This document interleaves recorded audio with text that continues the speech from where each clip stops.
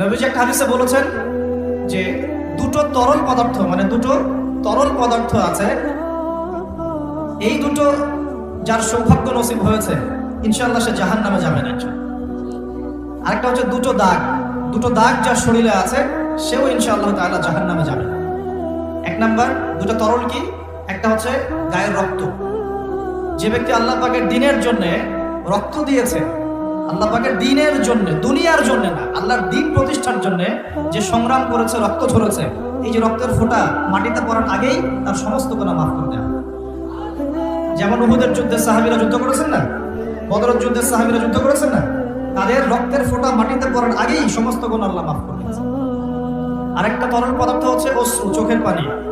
এই চোখের পানি যে ব্যক্তি আল্লাহকে স্মরণ করে গোপনে, নীরবে, নিভৃতে আল্লাহকে স্মরণ করে কান্নাকাটি করে চোখ দিয়ে পানি ঝরাতে পেরেছে, ইনশাআল্লাহ ওই চোখ জাহান্নামের আগুন দেখবে না।